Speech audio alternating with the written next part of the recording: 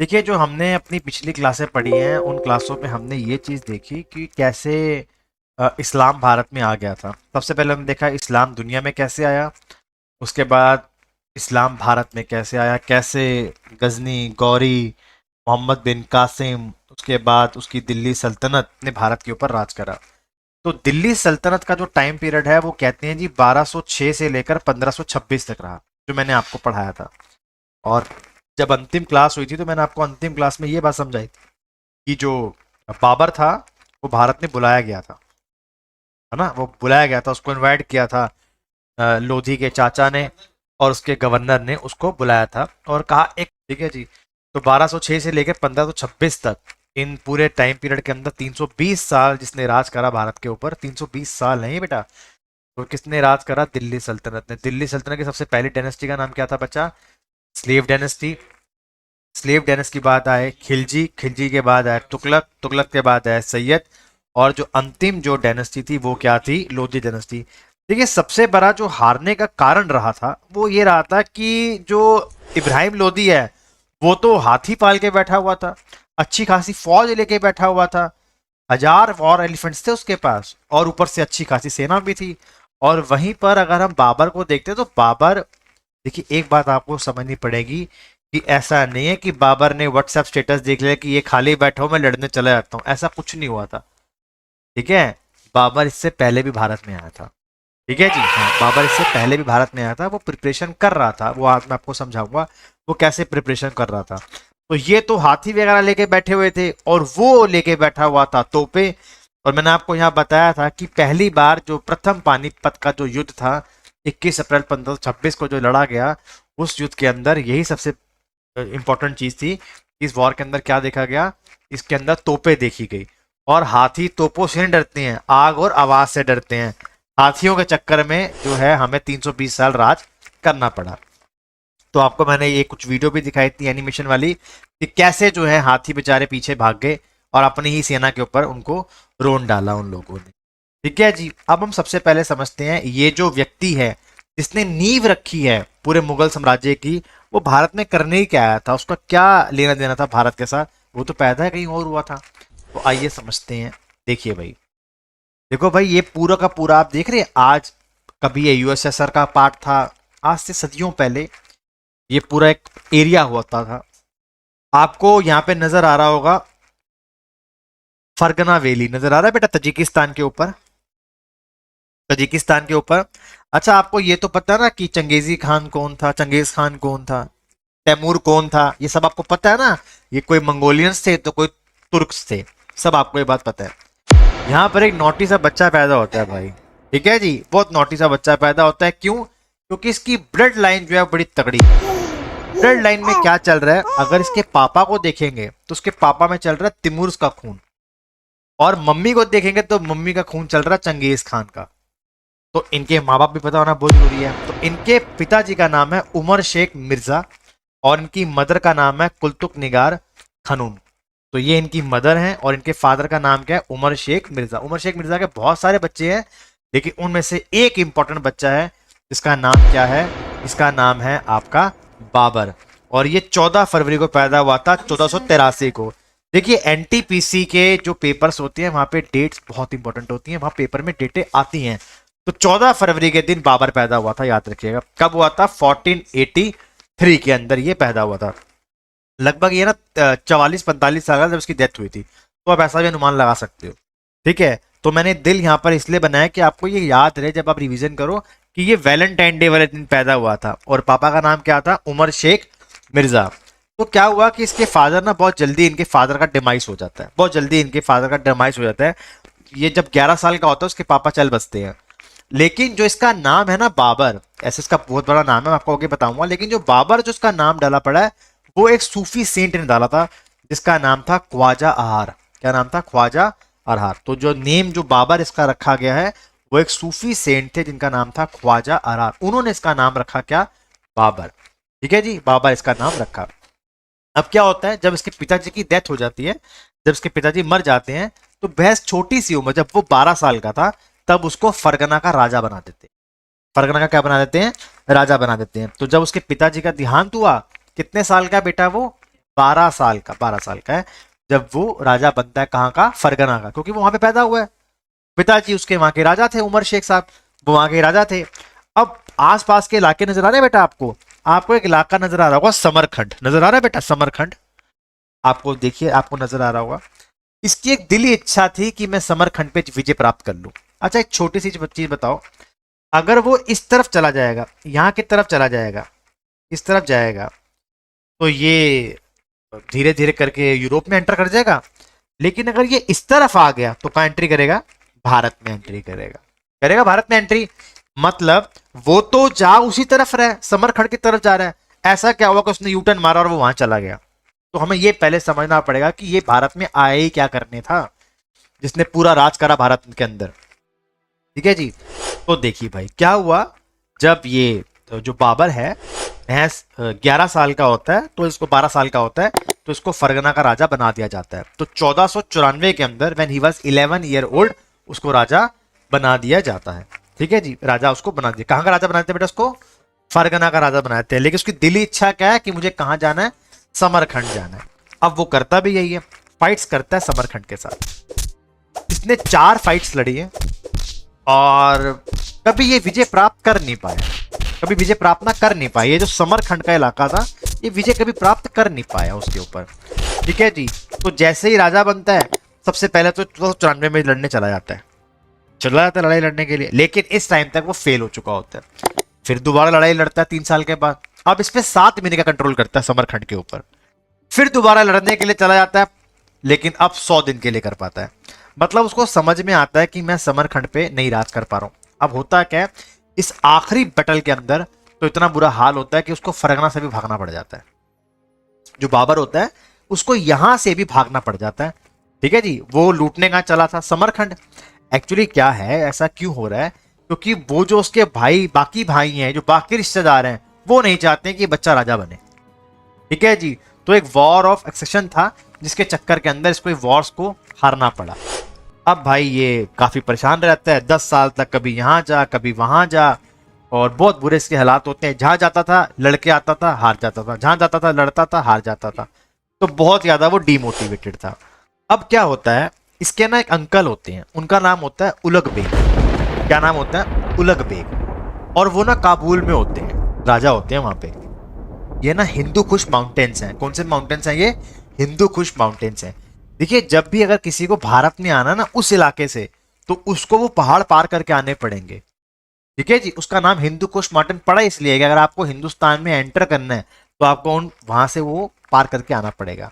तो काबुल में उसके अंकल थे, अंकल का नाम क्या था? उलग बेग। उलग बेग की ना डेथ हो जाती है और इसके इन्फेंट को ना राजा बना देते हैं, वहां का काबुल का राजा बना देते हैं। अब बादशाह को पता चलता है कि उस बच्चे को दिक्कत आ रही है। 1504 के अंदर ये काबुल में लड़ने के लिए जाता है और वहां वो जीत जाता है। उसको ये समझ में आता है यार कि यहाँ तो बहुत पैसा है, अभी तो मैं हिंदुस्तान में, मैं तो कहाँ जा रहा हूँ, मैं तो यूरोप की साइड जा रहा हूँ। जब वो यहाँ देखता है कि यार यहाँ पे इतना पैसा है, तो सोचो जो अंदर के जो एम्पायर्स होंगे वो कितने अमीर होंगे। उसको पहले ये ट्विस्ट आता है दिमाग के अंदर कि हाँ यार आगे ज्यादा पैसा है, मैं गाड़ी मोड़ लेता हूँ। तो 1504 के अंदर वो काबुल को जीत लेता है और अपने यहाँ पर अपने साथ एक वर्ड लगा देता है, बादशाह। ठीक है जी। तो आपसे पूछा जा सकता है कि बाबर ने अपने आप को बादशाह पहली बार कब कहा? तो जब उसने काबुल के ऊपर विजय प्राप्त कर ली सन 1504 के अंदर। और वो 1504 में क्यों गया था? क्योंकि उसके जो उलुग बेग अंकल थे उनकी डेथ हो गई थी और राजा बनने वाला था कोई और। तो ये था बादशाह। अच्छा, इसके जितने भी पूर्वज रहे हैं उन्होंने कभी अपने साथ बादशाह वर्ड नहीं यूज किया था। इसने पहली बार अपने साथ क्या लगा दिया था? बादशाह वर्ड इसने लगा दिया था। ठीक है जी। तो क्या घटना है 1504 की? तो देखिए, समरखंड लूटने गया था, वहां से लड़ मर के आया, कुछ मिला नहीं उसको। फिर वो कहां चला गया? 10 साल बंजारों की तरह घूमता रहा। ठीक है ना, देखिए ना, 1494 में राजा बने ना बेटे, 1504 आ गया, यानी कि 10 साल तो उसने इधर उधर बेचारे ने घुमा, बेचारे ने कुछ हो नहीं पा रहा था उससे। अब वो थोड़ा सा और खतरनाक बनता है। अब वो बाबर क्या करता है? बाबर ना 1505 के अंदर इंडिया में पहली बार एंटर करता है। अब ये अपनी किताब में क्या लिखता है? My desire for Hindustan had been constant. जो मेरी डिजायर है हिंदुस्तान को पाने की, वो बिल्कुल क्या रही, इस समय तक कांस्टेंट रही। 1519 के अंदर वो पहली बार भारत पे आक्रमण करता है और बजराऊ और भैरा की जगह को जीत लेता है। फिर 1524 के अंदर वो क्या करता है, काबुल को जीतने के लिए जाता है दोबारा, लेकिन दौलत खान जो होता है वो उसको मार के भगा देता है। ये वही दौलत खान है जो भी उसको इनवाइट करेगा, बाबर को इनवाइट करेगा। और 1525 के अंदर बाबर पंजाब को अटैक करता है और पंजाब को भी अपने पास रख लेता है। आया बात समझ में यहाँ तक? देखिए, सबसे पहले वो समरखंड को लेने के लिए चला। उसके पूर्वज कौन है? तिमूर और का मंगोलों और तुर्क का उसके अंदर खून बसा हुआ है। 1483 में जन्म हुआ उसका उमर शेख के घर में, और महज 11 साल की उम्र में वो राजा बन जाता है। समरखंड जीतने जाता है लेकिन परेशान हो जाता है। फिर उसके बाद वो काबुल में जाता है जहां पर वो अपने आप को बादशाह कहता है। एक मोटिवेशन लेवल आता है बंदे के अंदर, वो कहता है मैं कुछ ना कुछ तो कर ही लूंगा। ये है 1505 से आपका टाइम पीरियड स्टार्ट हो जाता है। उसके बाद क्या होता है, जो पंजाब का गवर्नर होता है वो कौन है? दौलत खान लोधी है। अभी उसको मार के भगाया उसने। दौलत खान लोधी ये सोचता है कि यार मैं बाबर को अपने साथ जोड़ लेता हूं, और जो आखिरी राजा बैठा है दिल्ली सल्तनत के अंदर, कौन था बेटा आखिरी राजा? इब्राहिम लोधी।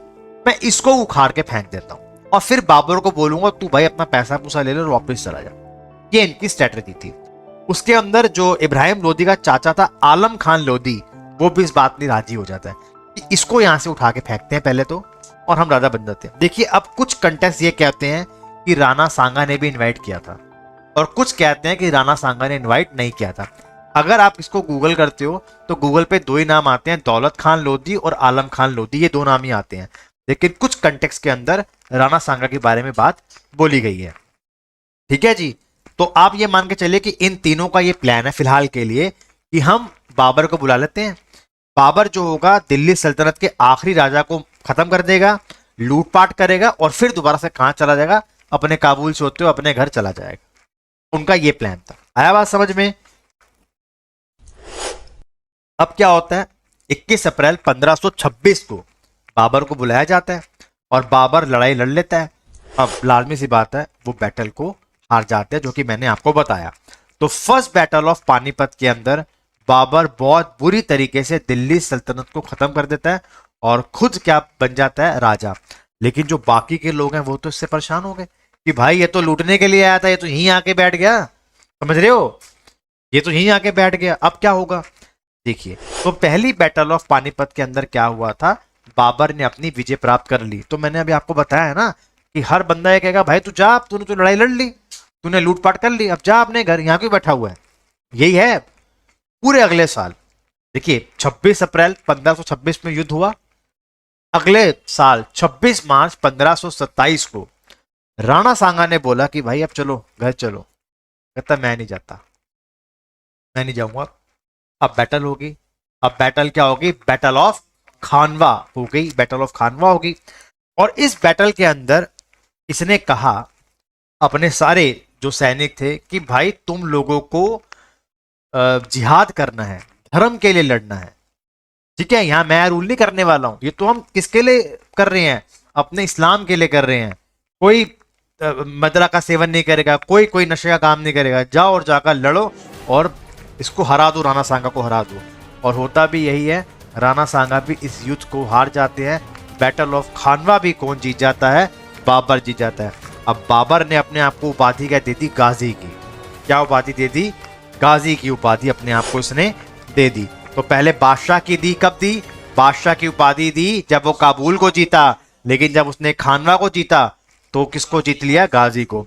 अब देखिए, पूरा का पूरा राजपूतों का किंगडम था। राजपूतों के किंगडम के अंदर एक और किंगडम भी था। ठीक है जी, ठीक है जी। तो उसका एक राजा था मेदिनी राय। अब मेदिनी राय बहुत ही इंपॉर्टेंट पोजीशन पे बैठा हुआ था जहां पर सारा का सारा व्यापार होता था। तो जब मेदिनी राय को यह पता चला, जब मेदिनी राय को यह पता चला कि राणा सांगा वॉर हार चुका है और बाबर मेरे ऊपर अब आक्रमण करने वाला है, अब मेरे ऊपर आक्रमण करने वाला है, तो वो भी वॉर की प्रिपरेशन करता है और अपने पूरे फोर्ट को अच्छे से बचा के रखता है। जो जो किंगडम ऑफ मालवा है, किंगडम ऑफ मालवा है, उसका जो फोर्ट्रेस था, उसका जो घर था, उसका नाम था चंदेरी। और इसीलिए इसको नाम क्या दिया गया? Battle of Chanderi. अब इस बैटल के अंदर होता क्या है? बाबर युद्ध कर देता है। अब ये जो है, इनकी जो बहन बेटियां होती हैं वो जौहर परफॉर्म कर लेती हैं। जौहर परफॉर्म कर लेते हैं। जौहर क्या बताया था मैंने बेटा आपको? सती की तरह एकदम बहुत सारी औरतें अपने आप को आग के अंदर फेंक देती हैं। और जो इनके सैनिक थे वो बहुत बहादुरी से लड़ते हैं, लेकिन वो बाबर की फौज के आगे नाकामयाब हो जाते हैं और वो हार जाते हैं। और इस बैटल के अंदर जो मेदिनी राय है वो भी इस बैटल को क्या करता है बेटा, हार जाता है। तो 3 बैटल्स भाई ने लड़ी। बाबर ने पहली बैटल ऑफ पानीपत लड़ी, उसको इनवाइट किया गया था, हार गया, दिल्ली सल्तनत बढ़ गई। 1527 के अंदर राणा सांगा ने बोला कि भाई अब जाओ अपने घर जाओ, नहीं माना, बैटल ऑफ खानवा हो गई। अब उसके पास का एक किंगडम था मालवा किंगडम, उन्होंने लड़ाई लड़ी बैटल ऑफ चंदेरी 1528 के अंदर। कोई दिक्कत तो नहीं है। अब क्या होता है, अब वो चलता ही रहता आगे की ओर, अब वो चलता ही रहता आगे की ओर। देखिए अभी आपने लोधी को मारा, मारा ना, तो कोई तो उसका खास आदमी होगा जो इनसे भी नफरत करता होगा। उसी में से एक राजा था अफगान का, उसका नाम था मोहम्मद लोधी। पहले तो वो भाग गया था, फिर भागते भागते वो किसी तरीके से बंगाल में पहुंच गया, बंगाल में पहुंच गया। अब ये इस तरीके से लड़ता हुआ आ रहा था। पहले इसने दिल्ली पे विजय प्राप्त करी, ठीक है, बैटल ऑफ पानीपत लड़ी, फिर बैटल ऑफ खानवा लड़ी, फिर बैटल ऑफ चंदेरी लड़ी। अब ये आगे बढ़ गया घाघरा रिवर के पास, घाघरा रिवर के पास उसकी फौजें मोहम्मद लोधी की वहां से आई, इसकी फौज यहां से गई, दोनों की फौजें गई, युद्ध हुआ, और इस बैटल को भी कौन जीत गया, बाबर जीत गया। तो बाबर ने स्टार्टिंग की जो अपनी 4 बैटल्स थी 1526, 27, 28 और 29, सारी इसने विजय प्राप्त कर ली, सबके सब। अब इसका यह प्लान था कि अब मैं यहीं बैठूंगा, यहीं से सब कुछ करूंगा, अब मेरा यही देश है, अब मैं यहीं पे राज करना पसंद करूंगा, ठीक है जी। तो बैटल ऑफ, जो आखिरी जो इसने बैटल लड़ी है उसका नाम क्या था, बैटल ऑफ घाघरा। अच्छा इसका पूरा नाम क्या है, तो इसका पूरा नाम है ज़ैनुद्दीन मोहम्मद बाबर, और बाबर को सीफी सेंट ने नाम दिया था, अरहार ने, मैंने अभी आपको बताया। बादशाह उसने अपने नाम क्या क्या कब लगाया, जब उसने काबुल पे विजय प्राप्त करी, और गाजी उसने कब लगवाया, जब उसने विजय प्राप्त करी आपकी बैटल ऑफ खानवा के अंदर।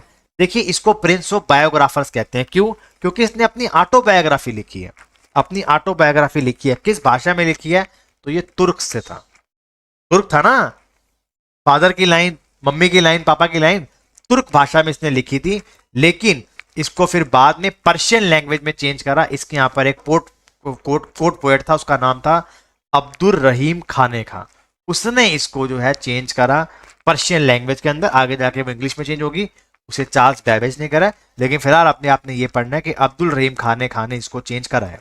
इस बैटल में इसने ये बताया कि उस टाइम पर 7 बड़े किंगडम्स थे भारत के अंदर, उसने बताया। और उसने बताया 5 तो मुस्लिम्स थे, 7 में से 5 कौन से थे, मुस्लिम्स थे, 2 हिंदू हिंदू किंगडम्स थे। और उसने बताया कि जो सबसे स्ट्रॉन्ग किंगडम था, सबसे ताकतवर किंगडम, वो विजयनगर एम्पायर था साउथ के अंदर, ठीक है जी, विजयनगर एम्पायर था। उसने अपनी किताब में बात लिखी है। तो जो कृष्ण देव राय हैं, वो जो थे, वो जो मोस्ट पावरफुल रूलर थे उस विजयनगर किंगडम के। देखिए इसने जो है बड़े सारे चांदी के सिक्के भी बांटे हैं।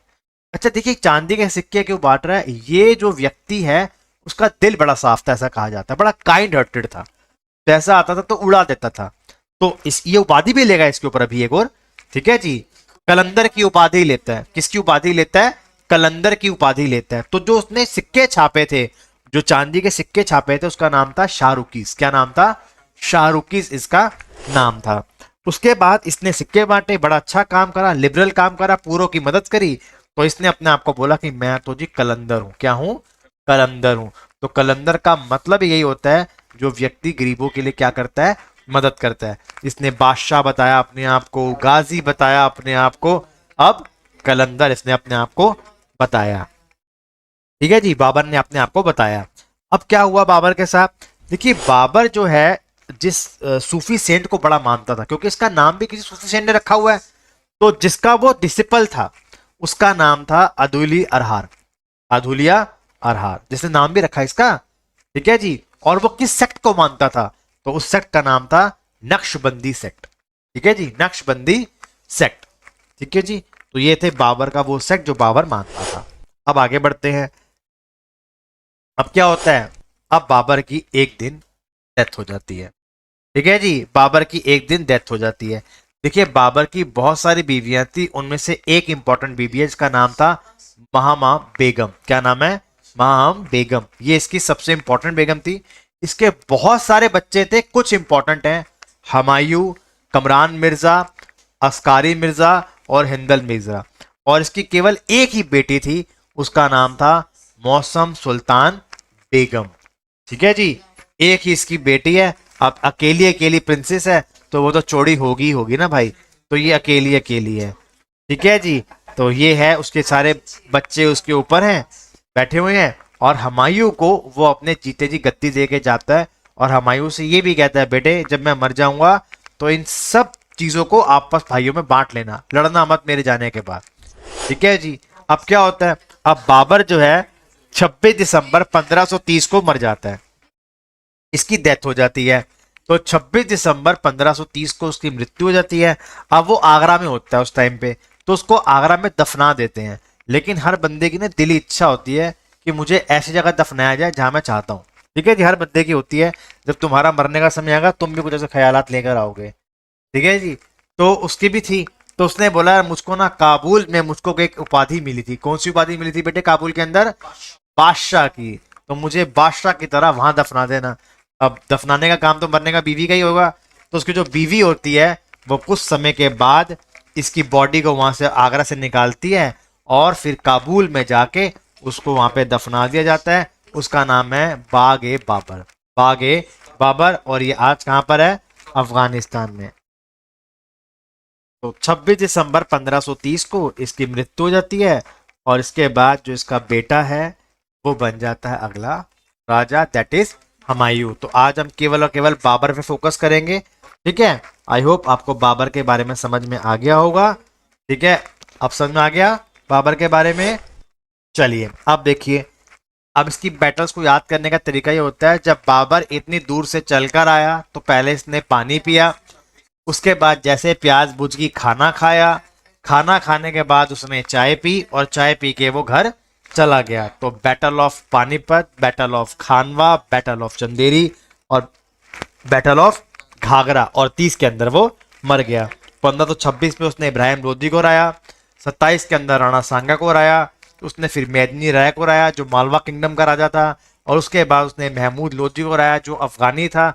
और 1530 के अंदर वो अपने बच्चे को बोल गया, बेटा हुमायूं तू राजा बन जियो, लेकिन एक बात याद रखियो, आपस में बांट लियो, क्योंकि हुमायूं वो राजा है पूरे मुगल शासक में जिसने भारत में 2 बार राज करा है। पहले राज करा, उसको भगा दिया, फिर वापस आया हूँ। ठीक है जी, तो ये थे बाबर अंकल। आई होप आपको समझ में आ गया होगा।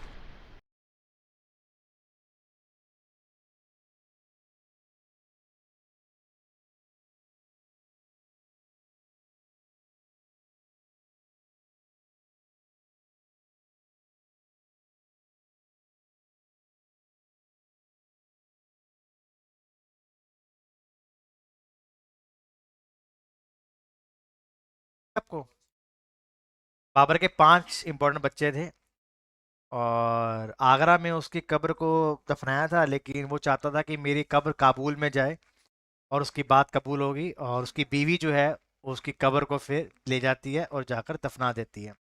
तो 1530 के अंदर इसकी मृत्यु हो जाती है, और इसके बाद जो अगला राजा बनता है तो उसका बेटा बनता है। जाने से पहले पापा एक बात बोल गए थे, बेटा जो सारे भाइयों को बराबर करके जाइयो। ठीक है जी, सारे भाइयों को क्या करके जाइयो? बराबर करके जाइयो। देखिए बहुत सारी बीवियां थी बाबर की, सबसे इंपॉर्टेंट बीवी थी महामामा बेगम। उसका पुत्र हुआ नसीरुद्दीन मोहम्मद, और पूरा नाम क्या था? नसीरुद्दीन मोहम्मद हुमायूं। तो 6 मार्च 1508 में इसका जन्म हुआ है। कब हुआ है? 6 मार्च 1508 में। और ये अपने फादर के साथ सारी लड़ाइयाँ लड़ने गया है छोटी एज के अंदर। पानीपत का बैटल, सेकंड जो ने बैटल खानवा में लड़ी, चंदेरी में लड़ी, घाघरा में लड़ी। अच्छा आपको याद होगा उन सारी बैटल्स में मैंने आपको बताया था कि एक लोधी था अफगानी, उसको छोड़ दिया था उन लोगों ने, उसको छोड़ दिया था। ठीक है, जो आगे जाके दिक्कत देके जाएगा इसको। अब क्या होता है, तो ये क्या करता है, अपने सब भाइयों को बांट देता है। काबुल और जो कंधार होता है वो अपने बड़े भाई को देता है, कमरान को। जो अलवर दिया जाता है वो दिया जाता है हिंदल को, का भाई होता है। अलवर दिया जाता है हिंदल को। और जो संभल होता है वो दिया जाता है अस्करी को। इसके 3 बड़े इंपॉर्टेंट भाई हैं हुमायूं के। पूरा साम्राज्य कौन संभालेगा? हुमायूं संभालेगा, लेकिन बहुत बड़ी टेरिटरी है। तो हुमायूं ने क्या करा, अपने भाइयों को, कमरान को काबुल और कंधार दे दिया, हिंडल को अलवर दे दिया और संभल दे दिया किसको, अस्करी को। और ये बहुत बड़ा कारण बनेगा बाद में हुमायूं की जो हार का। हुमायूं को जो भागना पड़ा, हुमायूं 15 साल एग्जाइल में रहा है अपने भाइयों के चक्कर में, क्योंकि भाइयों ने लड़ने से मना कर दिया। ठीक है जी, अब देखिए क्या हुआ। सबसे पहले तो क्या होता है, 6 मई 1500 ये 29 के अंदर जब बैटल ऑफ घाघरा होती है, तो बाबर लड़ने गया था। बाबर ने मोहम्मद लोदी को हरा दिया था। अफगानी था वो, लेकिन उसको मारा नहीं था, वो भाग गया था। ठीक है, तो बाबर ने एक गलती क्या करी, इसको छोड़ दिया जिंदा। क्या वो भाग गया वहां से? अब देखिए, हुमायूं के पास दो बड़े इंपॉर्टेंट टास्क थे। एक उसको गुजरात जीतना था, और एक वो जो बिहार बंगाल का एरिया आज का, वहां पर एक व्यक्ति बैठा, उसका नाम था शेर खान। क्या नाम था? शेर खान। क्या नाम है उसका? शेर खान। और उसका नाम है शेर शाह सूरी। आपने सुना होगा ना, battle of Chausa, battle of Kannauj, तो वो शेर शाह सूरी है। एक्चुअली इसका नाम शेर शाह सूरी नहीं था, इसका नाम था शेर शाह सूर। बाद में इसने उपाधि ले ली शेर शाह सूरी की, लेकिन इसका एक्चुअल नाम क्या है? शेर खान। ठीक है जी, शेर खान। इसको हम डीप में पढ़ेंगे फिलहाल के लिए। और गुजरात के अंदर सुल्तान बहादुर था, जो वहां पर दो ये विजय प्राप्त करना चाहता था। कौन? हुमायूं करना चाहता था। अब देखिए क्या होता है। सबसे पहले वो अपने घोड़े को लेके जाता है बंगाल की साइड। ठीक है जी, बंगाल के साइड लेके जाता है। एक्चुअली इसका ना एक ब्रदर इन लॉ होता है, वो इसके खिलाफ होता है। उसकी बहन का पति होता है, उसके खिलाफ होता है। तो उसको ये पता चलता है कि बुंदेलखंड के पास एक किला है, उसका नाम है कालिंजर। क्या नाम है? कालिंजर। वहां का जो राजा है वो अफगानियों से भी मिला हुआ है, और कहीं ना कहीं मेरे एंटियों की मदद कर रहा है। समझ गए? क्योंकि देखिए ना, अगर आपको बिहार जाना है तो आप उत्तर प्रदेश से होके तो जाओगे। तो हुमायूं क्या करता है, अपने घोड़े को यूटर्न मारता है और कहाँ चला जाता है? कलिंजर के किले की ओर चला जाता है। अब वहां पर क्या होता है, उसको ये लगता है कि वो जो मोहम्मद लोदी है ना कहीं वहां के राजा को मदद कर रहा है। साल था 1531 का। बेटा राजा का नाम क्या था? रुद्र प्रताप सिंह। ये कलिंजर का किला था। इसने लड़ाई नहीं लड़ी, एक्चुअली ये कुछ महीनों तक उसको किलेबंदी करके रखी उसने। अब उस जमाने में क्या होता है, अगर किलेबंदी होगी सामान जाएगा ही नहीं, सेना अपने आप ही वो हार मान लेगी। तो इन्होंने आपस में पीस ट्रीटी साइन कर ली। इसको शक क्या था कि जो मोहम्मद लोदी है वो कहीं ना कहीं इसको सपोर्ट कर रहा है। किसको? रुद्र प्रताप सिंह को, जो उसके एंटी है। अब वो इस किले को जीत लेता है और अपने घोड़े को वापस मोड़ देता है। ठीक है जी, वो सरेंडर कर देता है और घोड़े को मोड़ देता है। लेकिन उसको समझ में आता है कि नहीं यार, मुझे मेन जो जड़ है उसको खत्म करना है। मुझे बैटल ऑफ कलिंदर जो मैंने लड़ ली 1531 के अंदर, मैंने सरेंडर करवा दिया उस राजा को, लेकिन नहीं, मेरी यहाँ से बात नहीं बनेगी। मुझे किसको हराना चाहिए? मोहम्मद लोदी को। बस अगले साल ही घोड़े को घुमाता है, चला जाता है मोहम्मद लोदी से लड़ने के लिए। और होती है बैटल ऑफ धादरा। क्या नाम होती है? Battle of Dhadra. In this battle, बिल्कुल 1532 के अंदर, इन दिस बैटल हुमायूं आराम से जीत जाता है। तो हुमायूं का एक जो कॉम्पिटिटर था मोहम्मद लोदी, वो उसको हरा देता है। पहले 1529 में पापा भी लड़ने के लिए गए थे इससे, बैटल ऑफ घाघरा के अंदर, लेकिन वो नहीं हरा पाए थे। लेकिन बैटल ऑफ जब धादरा होती है, ठीक है जी, घाघरा के बाद धादरा जब होती है, तो मोहम्मद लोधी इस बैटल के अंदर हार जाता है और हुमायूं क्या करता है? जीत जाता है। अब वो अपने आप को थोड़ा सा आगे लेके जाता है। आगे लेके जाता है तो एक ना चुनार नाम की डेनेस्टी होती है, सूर एम्पायर की। किसकी बेटे? सूर एम्पायर की। एक वो होता है, एक ग्राउंड टाइप होता है, चुनार कहते हैं उसको।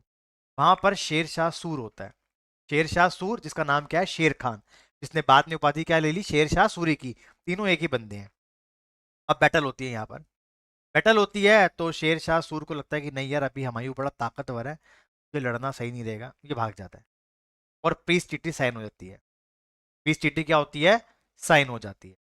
समझ के बात का मतलब?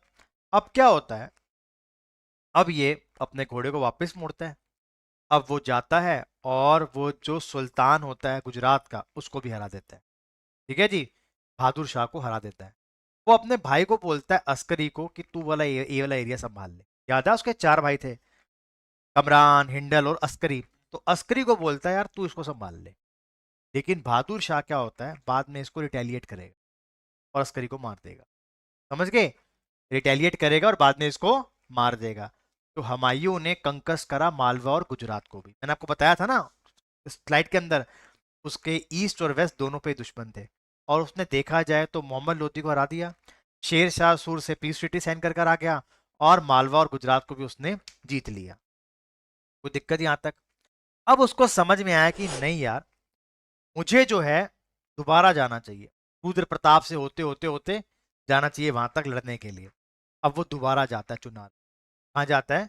चुनार में जाता है कि मैं बंगाल को इन्वेड करूंगा। एक्चुअली वो बंगाल को इन्वेड क्यों करता है, उसको ये बात पता चलती है कि जो शेर शाह सूर है, जो शेर शाह सूर है वो अपने एम्पायर को बढ़ा रहा है, और वो उन लोगों को धमकियां दे रहा है जो मेरे अंडर काम करते हैं। आप मेरी बात को समझ रहे हो क्या कह रहा हूं मैं?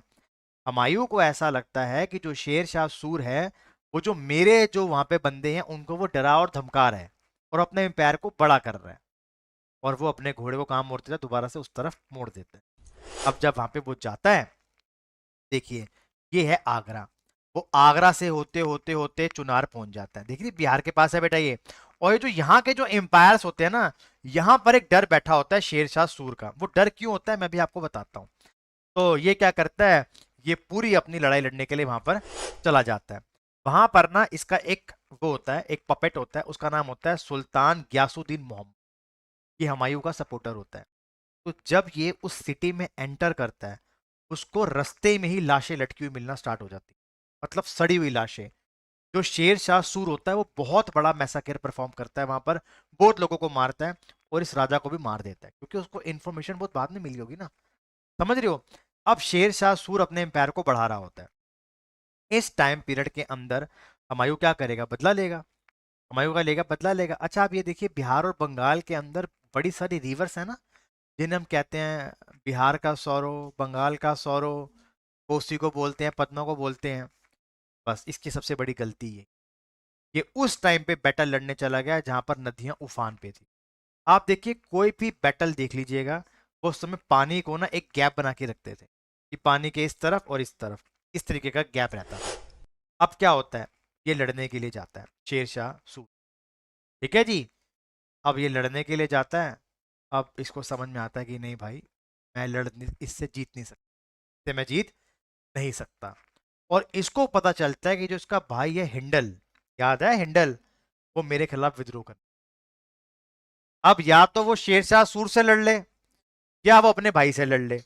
अगर वो शेरशाह सूर से लड़ता है तो आगरा चला जाएगा, आगरा पे जाता है तो शेरशाह सूर चला जाएगा। अब यहां पर क्या होता है, यहाँ पे खेली जाती है बैटल ऑफ चौसा। 26 जून 1539 को बिहार से 20 किलोमीटर दूर चौसा नाम की जगह होती है। ये आगरा की तरफ जा रहा होता है लड़ने के लिए कि मैं वापस जाऊंगा, लेकिन यहाँ पे वो आक्रमण कर देते, समझ गए? वो नदी पार करके आक्रमण कर देता है, इतनी बुरी तरीके से हराता है। इसकी सारी फौज को मारने के बाद ये खुद भी पानी में कूद जाता है। मतलब हुमायूं अपने घोड़े के साथ पानी में कूद जाता है कि मुझे तो छोड़ेगा ही नहीं है। आप समझो ये लड़ने के लिए गया था, जब इसको पता चला कि मेरा भाई विद्रोह कर रहा है तो इसने घोड़ा मोड़ दिया। अब शेर शाह सूरी को पता चल गई कि यार ये तो बड़े वीक पॉइंट पे है, ये वहां जाके लड़ने चला गया। इसका पीछे पीछा कर रहा था, नहीं तो वो बंगाल से चलते हुए चौसा में इसको पकड़ लिया। और क्या हुआ, बैटल ऑफ चौसा के अंदर हुमायूं हार गया, लेकिन हुमायूं बच गया। हुमायूं बेचारा तैरते तैरते लिफ्ट ले लेके किसी तरीके से पहुंच गया, कहां पर, आगरा पहुंच गया। कहां पहुंच गया, आगरा पहुंच गया। जब इस बैटल को शेर शाह सूरी ने जीत लिया तो उसने आपको एक नाम दिया, फरीदे अल दीन शेर शाह। यहीं से इसका नाम क्या पड़ा, शेर शाह सूरी, क्योंकि ये सूर्य एम्पायर का था ना, तो शेर शाह सूरी। अब वो जाता है आगरा, जाता है तैरते तैरते, और अपने भाइयों को बोलता है मेरी मदद कर दो, हेल्प कर दो मेरी। इसके दोनों भाई मदद करने से मना कर देते, हिंडल भी और कमरान मिर्जा भी। हिंडल तो वैसे उसके मन में चोर होता है, और कमरान मिर्जा कहता है कि ठीक है मैं तेरी मदद करने के लिए तैयार हूं, लेकिन तेरे बाद सारा एम्पायर मैं संभालू। इसको थोड़ी बहुत फौज दे देते हैं, जा जाके लड़ ले, इससे लड़ ले जाके। उसको क्या पता कि शेर शाह सूरी तो पहले से पीछा करता हुआ आ रहा है। उसको पता ही नहीं था कि शेर शाह सूरी तो पहले से ये यहां से जा रहा है और ये वहां से आ रहा है, समझ गए? और 17 मई 1540 को बैटल ऑफ कन्नौज होती, और इस बैटल के अंदर हुमायूं बहुत बुरे तरीके से हारता है। और इसके बाद वो अपने भाइयों से मदद मांगता है, सारे भाई उसकी मदद करने से मना कर देते हैं, और वो 15 साल तक इस एम्पायर से दूर रहेगा। तो इस 15 सालों तक किसने गद्दी संभाली आगरा और दिल्ली की? शेर शाह सूरी ने। समझ गए बात का मतलब, कि बैटल ऑफ चौसा क्या थी और बैटल ऑफ कन्नौज क्या थी। ज्यादा टाइम पीरियड नहीं है, वो जून में और ये मई में, लगभग 11 9 10 महीने का फर्क रहा। इस बैटल के अंदर। और इसके बाद उसको फिर भागना पड़ता है और वो सबसे मदद मांगता है, कभी किससे मदद मांगता है, कभी किससे मदद मांगता है, लेकिन उसको मदद नहीं मिलती। अर्थात अब दिल्ली और आगरा की जो गद्दी है, गद्दी पे किसका काबज हो चुका है? शेर शाह सूरी उस पर आके बैठ चुका है और हुमायूं जो है वो भाग चुका है। कहीं ना कहीं हुमायूं का जो जीजा है, हुमायूं के भाई हैं, वो कहीं ना कहीं शेर शाह सूरी का के हाथ जोड़ चुके होंगे अपने। ठीक है जी। अब हमें यहाँ से पढ़ना है कि इस 15 सालों के बीच में क्या हुआ, प्लस हुमायूं ने क्या क्या ऐसे काम करे हैं तो हमें पढ़ने पड़े। ठीक है जी। एक तो मेरे को ना आपको एक चीज़ समझानी है कि आपको ना जब हुमायूं आपके दिमाग में आएगा ना तो बस दो ही चीज़ें याद रखना हुमायूं के बारे में। एक उसके भाई और दूसरे अफगान। एक तो उसके भाई जो थे वो बड़े खतरनाक थे, ठीक है जी, और दूसरा वो अफगान जो थे वो बड़े खतरनाक थे। एक्चुअली जो बाबर था वो अफगानों से लड़ने के लिए गया था, अगर आपको याद होगा, लेकिन महमूद लोदी से वो नहीं लड़ता है, वो बाहर में वापस आ जाता है। और उसके बाद जब उसका बेटा भी लड़ने के लिए जाता है तो वो ज़्यादा वो इतना वो नहीं सोचते हैं कि क्या होने वाला है। इवन ये जो शेर शाह है, जो शेर शाह सूरी है, वो बाबर के लिए लड़ा भी था। ठीक है, और बाबर ने इसको कहा था हुमायूं को कि आने वाले टाइम में राजा भी बनेगा, तू देखियो। ठीक है। तो आगरा के अंदर इसकी कब्र थी, आपको याद होगा, फिर उसकी जो बीवी थी उस कब्र को ले गई थी काबुल के अंदर। और इसकी बीवी का नाम क्या था बेटा? अहम बेगम इसकी बीवी का नाम था। और 1530 में इसकी मृत्यु हो जाती है और इसके बाद जब ये मरता है तो ये अपने बेटे को ये बोलता है कि आप सब भाइयों के अंदर बराबर में बांट दीजिए। 1508 के अंदर हुमायूं का जन्म होता है। हुमायूं का जो पूरा नाम था वो था नसीर अल दिन मोहम्मद हुमायूं, इसका पूरा नाम था। उसके बाद आपको याद होगा जब बैटल ऑफ घाघरा हो रही थी। अच्छा, ये ना क्वेश्चन मैंने देखा था कि बैटल ऑफ घाघरा किस रिवर के पास थी, तो battle of Ghaghara Ghaghara river के पास ही होगी। लेकिन उस टाइम के अंदर जो सबसे इंपॉर्टेंट जो रिवर थी वो गंगा थी।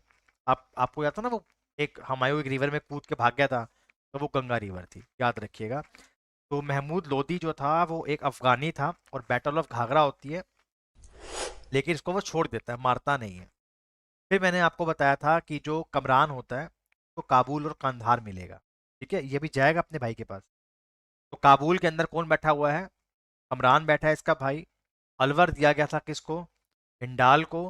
और संभल दिया गया था अस्करी को दिया गया था अस्करी को। इनका ना एक और चौथा भाई भी था, कजन इसका, जिसको उसने थोड़ा सा और इम्पायर भी दिया था, वो आगे अभी नाम आएगा। फिलहाल आपने समझना है कि कमरान कहाँ बैठा हुआ है? काबुल के अंदर बैठा हुआ है। और आपको याद होगा जो अस्करी था उसने विद्रोह कर दिया था अपने भाई के खिलाफ, आपको याद होगा। ठीक है जी। फिर मैंने आपको बताया था हुमायूं के पास दो बड़े इंपॉर्टेंट दुश्मन थे, एक था शेर शाह सूरी और एक था सुल्तान ऑफ गुजरात। तो पहले स्टेज के अंदर उसने ये प्रेफर करा कि मैं ईस्ट में जाकर लड़ता हूँ। देखिए, वो ईस्ट में भी जाकर लड़ा, उसने गुजरात भी जीता, उसने मालवा भी जीता। हुमायूं पहला मुगल शासक था जिसने मालवा और गुजरात दोनों जीते हैं। ठीक है जी, दोनों के दोनों ही उसने जीते हैं। उसके बाद क्या होता है, वो सबसे पहले जाता है कलिंजर के किले के ऊपर फतेह करने के लिए। अब वो कलिंजर के किले में क्यों जाता है, तो मैंने आपको यहाँ समझाया था, यहाँ पर एक राजा था रुद्र प्रताप सिंह, याद आया बेटा? रुद्र प्रताप सिंह।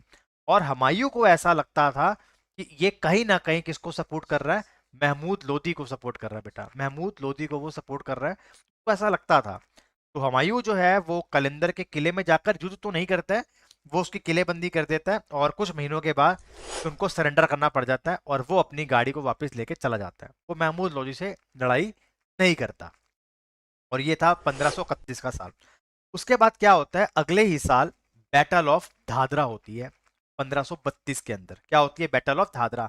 तो आपने समझना है कि 1530 में बाप की मृत्यु के बाद पूरे शासक को बांटने के बाद, पूरे शासन को बांटने के बाद 1531 में जो पहले वो जाता है वो कलिंजर को फतेह कर लेता है एक तरीके से, क्योंकि पीस ट्रीटी साइन कर लेता है। और 1532 के अंदर वो महमूद लोदी को हरा देता है। तो एक अफगान लीडर तो खत्म हो जाता है और इस बैटल का नाम क्या होता है? Battle of Dhadra. इसके अंदर इसको ये विजय प्राप्त कर लेते हैं। इसके बाद क्या होता है, ये आगे की ओर बढ़ता है और ये जाता है बैटल ऑफ चुनार लड़ने के लिए। ठीक है जी। आगे ईस्ट में और आगे बढ़ता है, बंगाल साइड जाने की कोशिश करता है। लेकिन जो शेर शाह सूरी होता है वो जो है इसके साथ पीस ट्रीटी साइन कर लेता है। ठीक है जी, पीस ट्रीटी साइन कर लेता है। और Sher Shah Suri peace treaty sign करने के बाद हुमायूं अपने घोड़ों को मोड़ देता है। ठीक है जी। अब वो क्या करता है, अब वो मालवा और गुजरात में फतेह प्राप्त कर लेता है। तो ये पहला रूलर था, याद रखिएगा, पहला रूलर था जो हुमायूं जिसने बहादुर शाह को हराया, जो गुजरात का सुल्तान था उस समय। लेकिन याद रहे वो भाग गया था युद्ध से, मरा नहीं था बहादुर शाह, और उसने अपने भाई अस्करी को वहां का राजा बना दिया। ठीक है, अपना राजा बना दिया। ये घटना है 1535 से 1536 के बीच की। अब क्या होता है, दोबारा से जाता है वो, तो ना पता चलता है हुमायूं को कि वो जो शेर शाह सूरी है ना, वो अपने एम्पायर को बढ़ा रहा है दोबारा से। वो कलिंजर में जाने वाला है, वो चुनार में करने वाला है। इस सब इसको शक हुआ। इसने क्या करा, युद्ध करने की तैयारी कर दी, और 1537 1538 के अंदर ये दूसरी बार जाता है चुनार के युद्ध के लिए। पहले युद्ध में क्या हुआ है, उसने टीटी साइन कर ली है इसके साथ, शेर शाह सूरी के साथ। लेकिन इस समय वो कमजोर हो जाता है। क्यों कमजोर हो जाता है, क्योंकि बेटा इस समय वो पहली बात अपने भाइयों से बहुत ज्यादा खिलाफ हुए पड़े, उसके भाई सारे सारे खिलाफ हुए पड़े हैं, और वो धीरे धीरे आगे बढ़ता जा रहा है। शेर शाह सूरी जो है वो सूर एम्पायर का पहला राजा था, मैं आपको आज पढ़ाऊंगा भी। अब पहले तो वो युद्ध में पीस ट्रीटी साइन कर चुके हैं, लेकिन अब जो है हुमायूं उससे लड़ने के लिए जाता है। एक्चुअली हुमायूं को बुलाने वाला जो बंदा था उसका नाम था सुल्तान गयासुद्दीन मोहम्मद। ये उसका एक पिट्ठू था वहां पर उस पूरे एरिया के अंदर। तो ये कहता है कि माई बाप आप आइए, क्योंकि शेर शाह सूरी तो बहुत बड़ा अपना यहाँ पर एम्पायर बना रहा है, लोगों को मारपीट कर रहा है। और जैसे हुमायूं वहां पे जाता है, तो हुमायूं वहां पे लाशें टंगी हुई देखता है, सड़ी हुई लाशें टंगी हुई देखता है। इवन जिस सुल्तान ने उसको बुलाया था उसको भी, उसकी लाश भी उसको वहां पे दफनानी पड़ती है। इस समय जो वो पूरा का एरिया है, जो बिहार का एरिया, बंगाल का एरिया है, वहां पर बाढ़ के हालात हो जाते हैं। बाढ़ के हालात हो जाते हैं, और जो हिंडल है उसका भाई, वो भी विद्रोह करना स्टार्ट कर देता है, विद्रोह करना स्टार्ट कर देता है। ठीक है जी। और यहाँ पर क्या होता है, जो शेर शाह सूरी होता है इसका मौका का फायदा उठाता है। ठीक है जी। 26 जून 1529 को ये बैटल ऑफ चौसा होती है, जिसके अंदर हुमायूं अपनी जान बचाकर भाग जाता है, एक नदी में कूद जाता है, और कैसे भी करके वो आगरा तक पहुंच जाता है। उस समय मुगल जो थे वो आगरा के अंदर बैठे हुए थे। ठीक है जी, आगरा के अंदर बैठे हुए थे। लेकिन जो शेर शाह सूरी है वो हार नहीं मानता, वो अपना युद्ध आगे की तरफ चलाई रखता है। वो कहता है इसके पहले इसके भाई खिलाफ हुए पड़े हैं, और ये मुझसे भागा है, लड़के भागा है, तो मैं इसको छोड़ूंगा नहीं। तो होता क्या है, जब ये वहां पहुंचता है, ठीक है जी, इसी युद्ध के बाद वो अपने नाम के आगे क्या लगा देता है, शेर शाह सूरी की उपाधि ले लेता है, फरीद अल दिन शेर शाह। मैं आपको बताऊंगा ये फरीद अल क्या है, अभी आपको सब पता चल जाएगा। ये अपनी उपाधि ले लेता है। जब वो आगरा जाता है तो अपने भाइयों से वो मदद मांगता है, लेकिन भाई तो पहले से उसके क्या हुए पड़े हैं, खिलाफ हुए पड़े हैं। तो भाई खिलाफ हुए पड़े हैं, तो हिंडल और कमरान मिर्जा दोनों ही कहते हैं कि ठीक है हम तेरी मदद कर देते हैं, लेकिन लड़के को फायदा नहीं है, लड़के को फायदा नहीं है, लेकिन तेरी मदद कर देते हैं, ठीक है, लेकिन तेरे बाद राजपाट हम संभालेंगे। अब ये लड़ने के लिए जाता है, वहां से वो पहले से वहीं से आ रहा होता है, और ये होती है पूरे 8 महीने बाद battle of Kannauj. Battle of Kannauj. तो चौसा से, बिहार से होते होते वो कन्नौज पहुंच जाते हैं, और यहाँ पर लड़ाई होती है 1540 के अंदर, बैटल ऑफ कन्नौज। और 1540 ये अंतिम बैटल होती है हुमायूं की, और हुमायूं अपने भाइयों से भी हार गया, और शेरशाह सूरी से भी हार गया। अब उसके सारे भाइयों ने, कईयों ने हाथ मिला लिया शेरशाह सूरी के साथ, और कई भाग गए। अब 15 सालों तक, 1555 तक वो बेचारा एग्जाइल में घूमता रहेगा। इसलिए हुमायूं के बारे में एक कथन कहा गया था अंग्रेज के द्वारा कि इसकी जो जिंदगी है बेचारे की पूरी टाल मटोल पे चलती रही, कभी यहाँ से धक्का खा के नीचे गिरता था, कभी वहां से। तो आपसे पूछेंगे कथन किसके लिए कहा गया था, तो ये कथन किसके लिए कहा गया था, हुमायूं के लिए कहा गया था। ठीक है जी। अब 1540 के अंदर जब वो कन्नौज में हार जाता है, तो वो गुरु अंगद देव जी के पास जाता है, और उनसे उनकी ब्लेसिंग मांगता है कि आप मुझे ब्लेसिंग्स दीजिए। तो वो फिर उनको ब्लेसिंग्स दे देते हैं।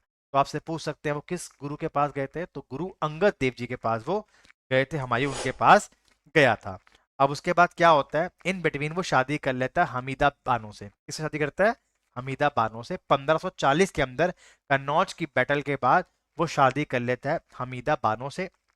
इन बिटवीन हमीदा बागो जो होती है वो प्रेग्नेंट हो जाती है। अब वो अपनी 8 महीने की बीवी को लेके बेचारा दिल्ली से जाता है पहले राजस्थान, और राजस्थान से होके सिंध में घुस जाता है, मतलब आज का जो पाकिस्तान है। ऐसा कहा जाता है कि सुल्तान जो हुमायूं है, इतना बड़ा बादशाह और उसके पास पीने के लिए पानी भी नहीं बचा था आखिरी टाइम पे। वो ऐसा कहा जाता है कि उसका एक घोड़ा था जो उसकी बीवी को लेके चल रहा था, वो घोड़ा भी मर जाता है। तो फिर हद मार के हुमायूं पैदल चलता है और वो अपनी बीवी को बोलता है कि तू कैमल पे बैठ जा। ठीक है जी।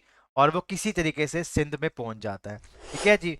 अब क्या होता है, 15 अक्टूबर 15 अक्टूबर 1542 को, ठीक है जी, गुजरात के अंदर एक किला होता है राणा प्रसाद राव का, अमरोद के अंदर। वहां पर इसकी बीवी एक बच्चे को जन्म देती है, इसका नाम है अकबर, जलालुद्दीन अकबर। क्या नाम है? जलालुद्दीन अकबर। तो 15 अक्टूबर 1542 को इसका जन्म होता है। ठीक है जी। अब ये किसी तरीके से काबुल पहुंच जाता है। काबुल में कौन बैठा हुआ है? कमरान बैठा हुआ है ना, कमरान काबुल के अंदर बैठा हुआ है। लेकिन वहां पर भी लड़ाई झगड़े होते हैं, फिर वो पर्शिया चला जाता है। पर्शिया मतलब आज के ईरान में वो चला जाता है। तो 15 अक्टूबर 1542 को कहाँ पे जन्म हुआ है बेटा? अमरकोट में इसका जन्म हुआ है। और जन्म किस किले में हुआ है? राणा प्रसाद राव का किला था। उसकी माँ का नाम क्या है? हमीदा बानो, इसकी माँ का नाम था। अब बढ़ते हैं आगे। अब क्या होता है, जब कमरान मिर्जा की टेरिटरी में पहुंचता है तो हिंडल भी वहां पहुंचा होता है। जानते हैं ना हिंडल कौन था? वही जिसने विद्रोह कर दिया था।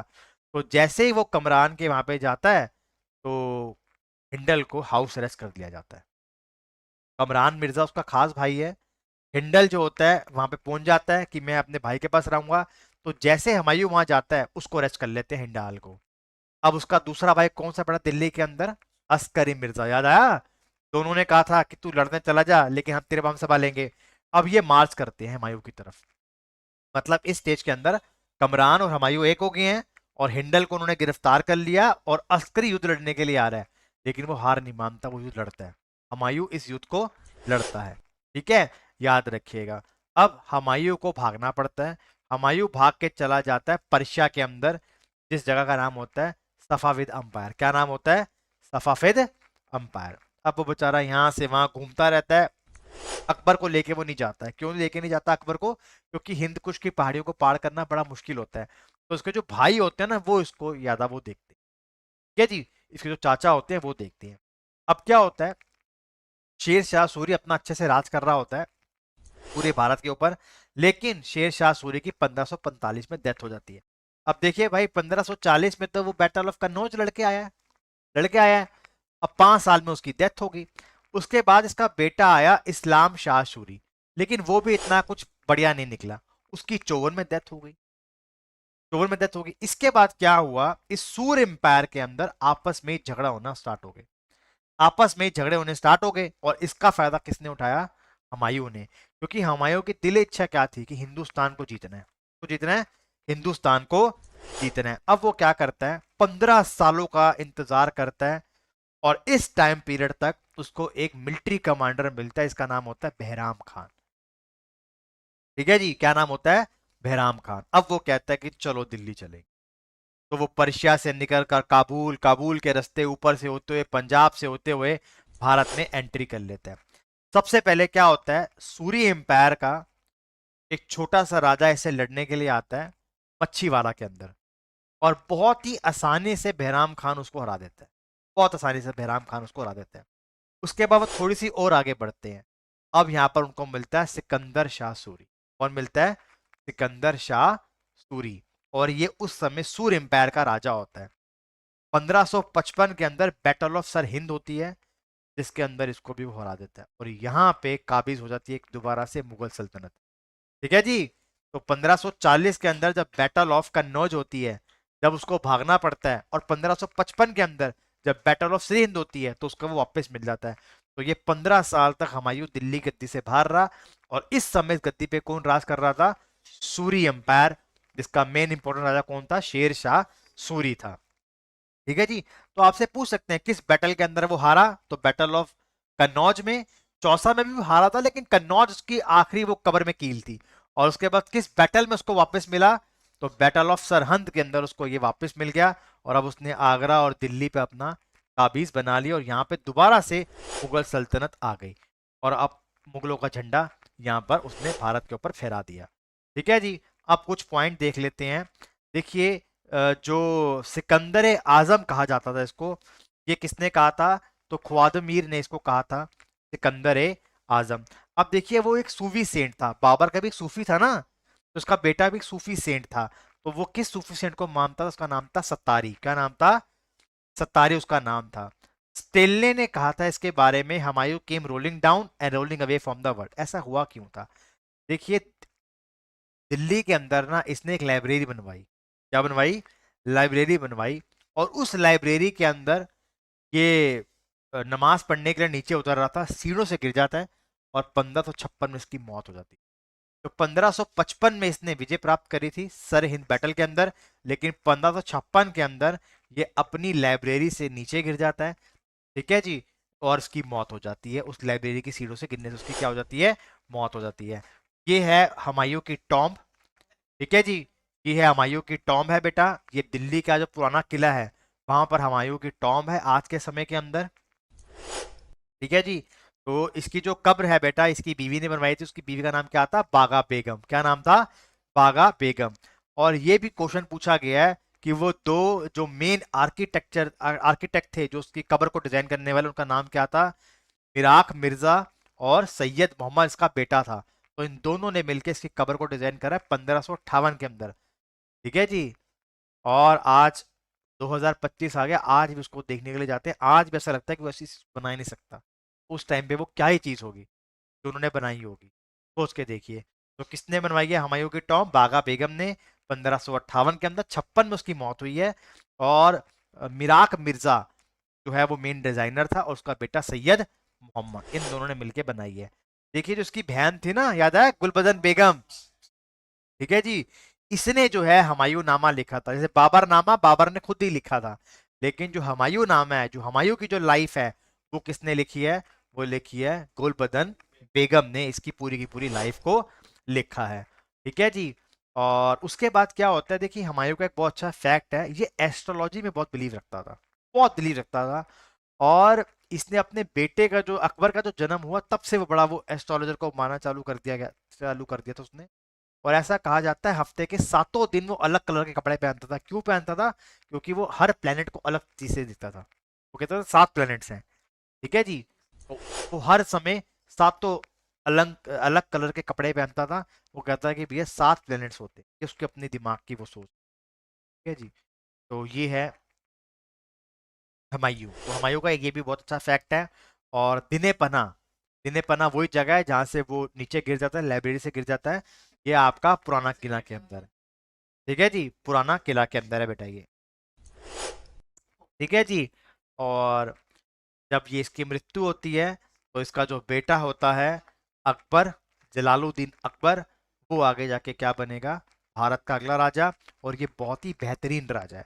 देखिए आपने फिल्म सुनी होगी जोधा अकबर, कभी सुनी है औरंगजेब के बारे में, या उसके बारे में, हुमायूं के बारे में, बाबर, किसी भी मुगलों के बारे में आप पढ़ लेना, सबके बारे में नेगेटिव होता है। केवल एक अकबर ही ऐसा है जो कि क्या है बेटा? पॉजिटिव रहा, जिसपे जोधा अकबर फिल्म बनी। ठीक है जी, बनी। और शाहजहां के बारे में बताया था कि उसने बहुत सारे कंस्ट्रक्शन करी है, बॉब द बिल्डर था भारत का वो।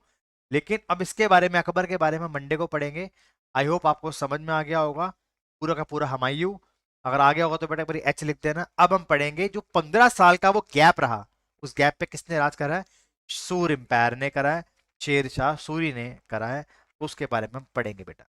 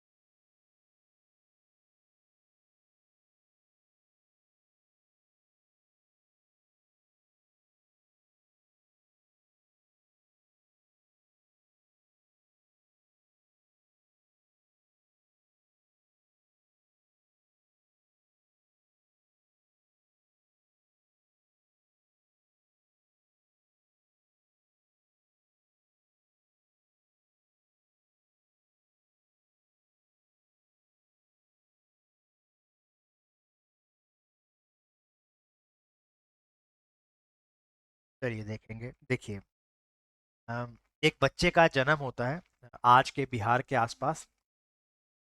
सासाराम आपने सुना होगा, याद रखिएगा। सासाराम के ऊपर बहुत सारे सवाल आते हैं। जो हमारी पहली जो फीमेल लोकसभा की स्पीकर थी मीरा कुमारी जी, वो भी सासाराम से आती थी, लोकसभा से एमपी थी वो। सासाराम बिहार में पड़ता है। सासाराम के अंदर एक बच्चे का जन्म होता है, उसका नाम होता है फरीद खान। क्या नाम होता है? फरीद खान उसका नाम होता है। 1472 में इसका जन्म होता है। ठीक है जी, सासाराम के अंदर फरीद खान का जन्म होता है। ठीक है जी। अब जन्म के बाद जो होता है वो अपनी लाइफ को स्टार्ट करता है। इसके जो पापा होते हैं वो बहुत बड़े ज़मींदार होते हैं। ठीक है जी, बहुत बड़े ज़मींदार होते हैं उसके पापा। ठीक है जी, बहुत बड़े ज़मींदार होते हैं, लेकिन वो जो है ना जौनपुर चला जाता है क्योंकि उसके पापा उसके मतभेद होते हैं, और वो जौनपुर चला जाता है। जौनपुर जाकर वो अपनी पढ़ाई लिखाई करता है। ठीक है जी, पढ़ाई लिखाई करता है। उसके बाद वो धीरे धीरे ना अपना स्टार्ट करता है मिलिट्री के अंदर आना। ठीक है जी। जैसे मैंने आपको बताया था कि जब बैटल ऑफ घाघरा हुई थी तो महमूद लोधी लड़ रहा था अफगानों से। इस बैटल के अंदर बाबर का साथ दिया था शेर शाह ने। ठीक है जी, शेर शाह ने इसका साथ दिया था, याद रखिएगा, इस बैटल के अंदर। मैंने बताया था ना हुमायूं को बाबर ने क्या बोला था कि बेटा ये तेरे को दिक्कत देके जाएगा आगे जाके। ठीक है जी। अब इसका नाम शेर शाह सूरी कैसे पड़ गया? इसका नाम क्या गया? शेर शाह शाह कैसे आ गया? देखिए, एक दिन जब बंगाल के अंदर, उस टाइम का जो बंगाल का एरिया था वहां पे एक राजा राज करता था। उसकी मृत्यु हो जाती है और उसका जो बेटा होता है वो राजा बन जाता है। तो राजा का एक तरीके का बॉडीगार्ड होता है उसके बेटे का ये। तो वो एक दिन जंगल में जाता है और जंगल के अंदर शेर आया जाता है और वो शेर को मार देता है। इसलिए वो अपने नाम के आगे क्या लगवा लेता है? शेर खान। क्या लिखवा लेता है? शेर खान। अब जब वो बैटल्स लड़ता है और वो जीतता है, स्टार्टिंग की बैटल्स, बड़ी बड़ी बैटल्स नहीं, कन्नौज की या बाकी नहीं, जब बैटल लड़ता है तो वो अपने आप को सुल्तान आदिल का नाम दे देता है। क्या नाम दे देता है? सुल्तान आदिल का। और सुल्तान आदिल का मतलब होता है द जस्ट किंग। और उसके बाद जब बैटल ऑफ चौसा लड़ता है तो अपने आप को नाम दे देता है शेर शाह सूरी। तो ये जितने भी नाम हैं वो सारे के सारे किसके हैं? शेर शाह सूरी के। फरीद खान, सुल्तान आदिल, शेर खान और शेर शाह सूरी, ये सब एक ही व्यक्ति के क्या हैं? नाम है। याद रखिएगा, नाम है। ठीक है जी। अब मैंने आपको बताया ही कि जब सुल्तान मोहम्मद जो बिहार का होता है जब वो मर जाता है तो उसका जो बेटा होता है उसकी निगरानी करने के लिए इसको रखा जाता है। ठीक है जी, उसको निगरानी के अंदर इसको रखा जाता है। धीरे धीरे वहां का गवर्नर भी बन जाता है। हमें इसके बारे में इतना ज्यादा डीप में नहीं पढ़ना। लेकिन जब महमूद लोदी से लड़ाई होती है तब जो ये व्यक्ति होता है शेर शाह सूरी, वो बाबर का साथ देता है, बाबर का वो साथ देता है। ठीक है जी। अब देखिए, मैंने बताया था तो बच्चे का नाम, जो बच्चा था छोटे वाला, उसका नाम था जलाल खान। क्या नाम था? जलाल खान। तो एक दिन जलाल खान जाता है घूमने के लिए और वहां से शेर आ जाता है और वो शेर को मार देता है और वो अपने नाम का क्या लगा लेता है? शेर शाह सूरी। उस बच्चे का नाम क्या था? जलाल खान। का वो बॉडी गार्ड था एक तरीके, याद रहेगा, जलाल खान। ये भी अफगानी था। ठीक है जी। बस अभी आपने फिलहाल के लिए इसके बारे में इतना ही पढ़ा। ठीक है जी। उसके बाद जब वो मर जाता है तो उसकी जो कब्र है वो सासाराम में है। तो शेर शाह सूरी ने 15 साल, 5 साल ही कहेंगे, 1540 में या 45 में निकल लिया। उसके बाद उसका लड़का है ना 54 में, वो भी मर गया था फिर। तो जो टॉम्ब है वो शेर शाह सूरी की कहाँ पर है? आपकी सासाराम के अंदर है, बिहार के अंदर है। ये सवाल बहुत आता है एग्जाम के अंदर, बहुत आता है।